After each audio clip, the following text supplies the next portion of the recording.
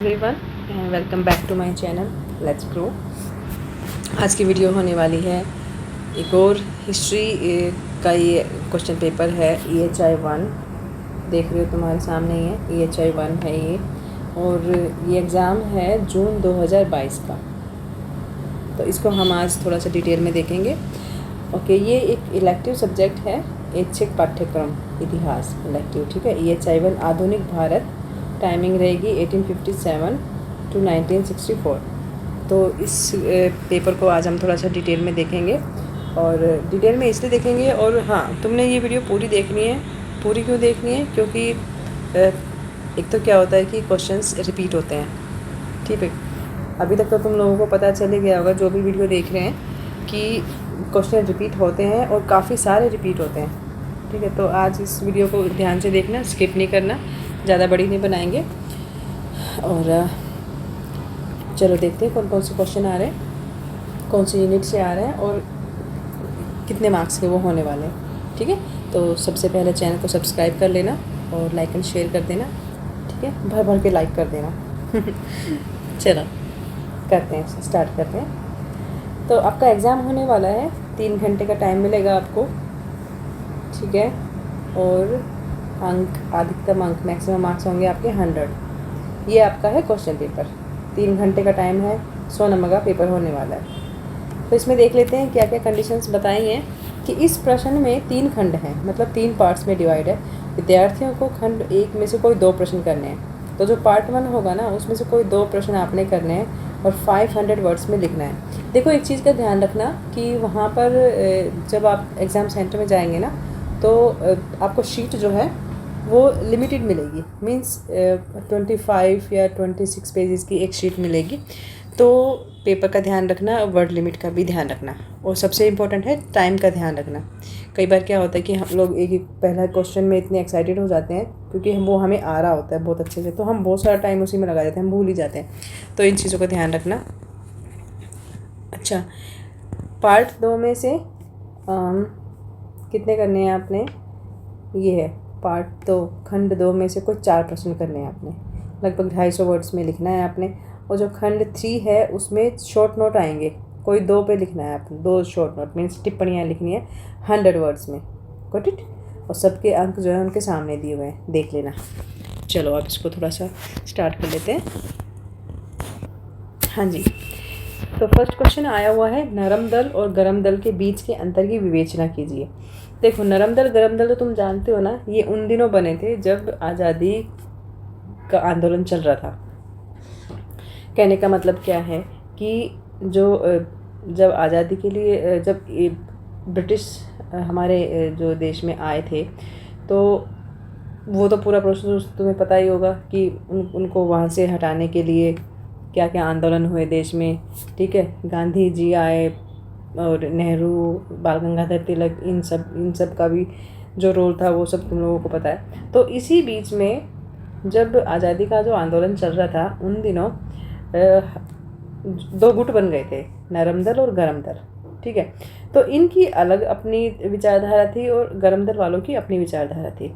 तो उसी विचारधारा को आपने, मतलब क्या अंतर था, दोनों क्या सोचते थे आज़ादी पाने के लिए, और जो सरकार थी ब्रिटिश सरकार, उसके बारे में वो लोग क्या सोचते थे। तो देखो, अपने दोनों में अपने अंतर बताने हैं। 20 नंबर का क्वेश्चन है, ठीक है ना। तो कम से कम 20 तो बता ही देना। 20 भी अगर नहीं बता सकते हो तो 10-10 कर लेना, ठीक है। 10 इसके लिए कर लेना और 10 अंतर इनके लिए बता देना, तो 20 हो जाएंगे, तो अच्छे खासे नंबर मिल जाएंगे, ये हो जाएगा। तो देखो, सबसे पहले तो तुम ये बता सकते हो नरम दल के बारे में कि पहले इसके लिए लिख देना। नरम दल के लिए क्या लिखोगे कि एक तो ये शांतिपूर्ण उपायों पर विश्वास करते थे, मतलब वो चाहते थे कि जो भी उनकी डिमांड हो वो शांतिपूर्ण तरीके से वो ब्रिटिश गवर्नमेंट के सामने रखें और उनकी बातें मान ली जाएं, ठीक है। दूसरा था कि ब्रिटिश सरकार को ना एज ए भगवान मानते थे कि वही, मतलब भगवान ही है, मतलब वही करेंगे, जो करेंगे अच्छा करेंगे देश के लिए। तीसरा ये था कि अपने लक्ष्य को ना स्वायत्तता तक ही सीमित रखते थे, ठीक है। चौथा ये कर सकते हो कि अंग्रेज़ों की उनको न्यायप्रियता में बड़ा विश्वास था कि अंग्रेज़ तो बहुत ही न्यायप्रिय होते हैं, और मतलब अंग्रेज़ जो करेंगे उनके न्याय के लिए वो सही होगा, ठीक है। अच्छा, नरम दल में कौन कौन आते थे? गांधी, महात्मा गांधी आते थे जो नेता थे, वल्लभ भाई पटेल, गोपाल कृष्ण गोखले, ये नरम दल के नेता थे। ठीक है।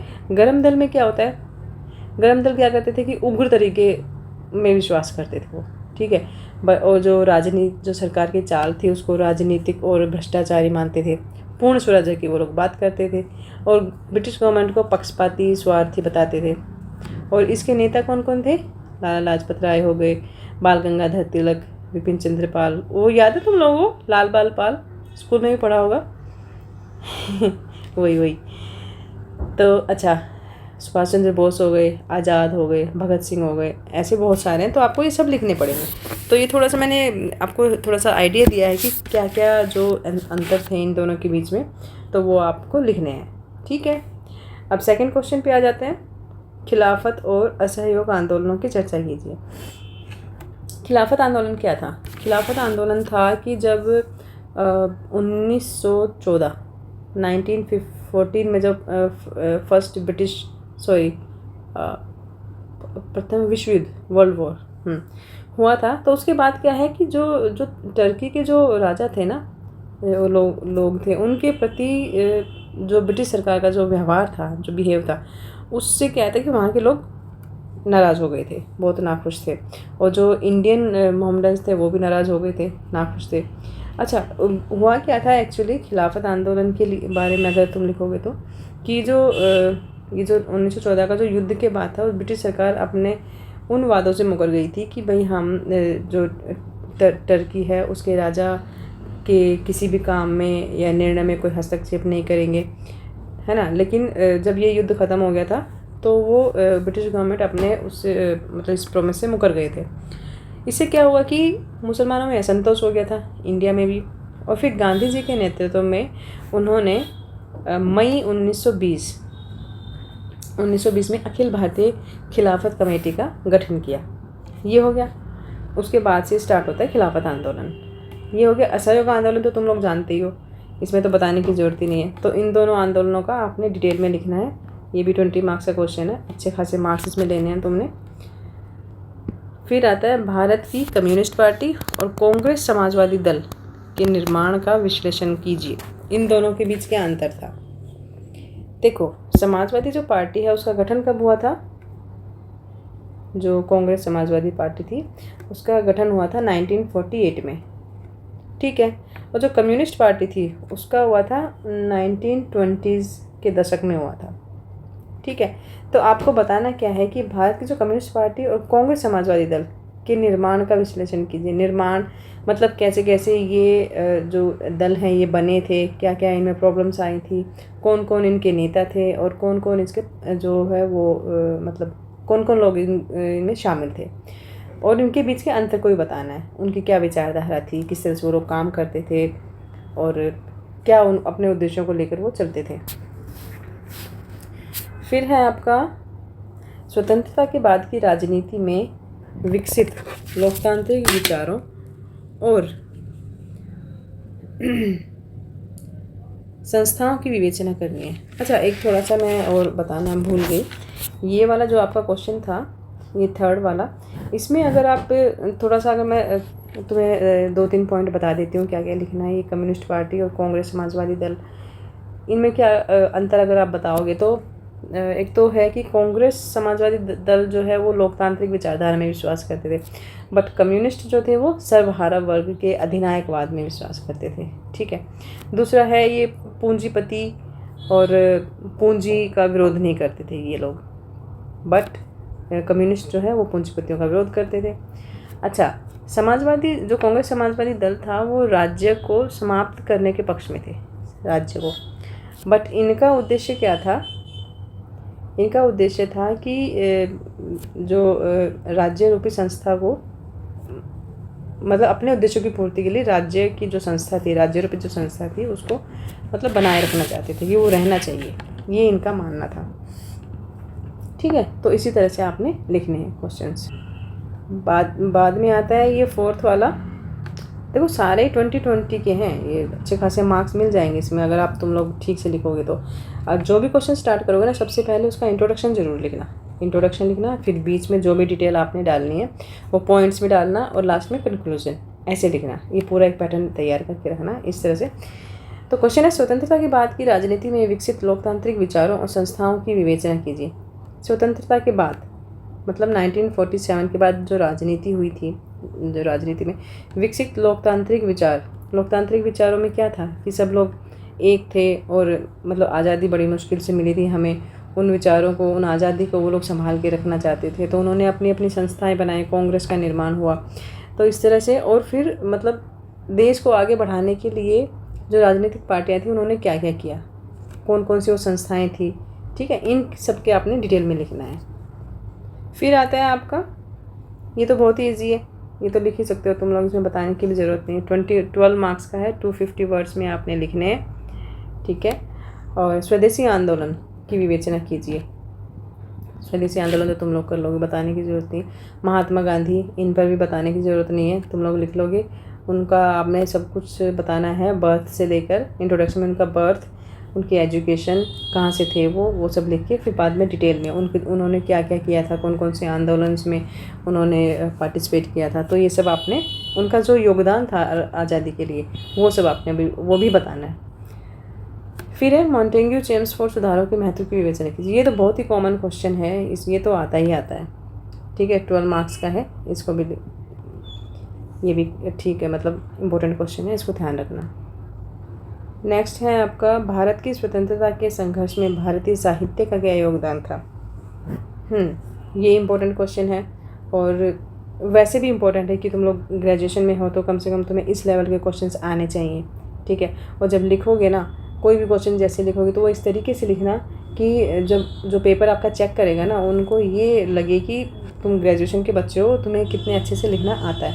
ऐसे नहीं कि बस स्कूल के बच्चों की तरह पेपर स्टार्ट किया, ब्ला ब्ला ब्ला ब्ला लिखा और ख़त्म, ऐसे नहीं, ढंग से लिखना तो अच्छे मार्क्स मिलेंगे। भारत की स्वतंत्रता के संघर्ष में भारतीय साहित्य क्या होता है, इंडियन लिटरेचर जो था हमारा, उसका क्या योगदान था, ये आपने बता देना है, ये करके जाना, ये क्वेश्चन इम्पोर्टेंट है। फिर आता है, देसी राज्यों में जन संघर्ष पर राष्ट्रीय आंदोलन का क्या प्रभाव पड़ा।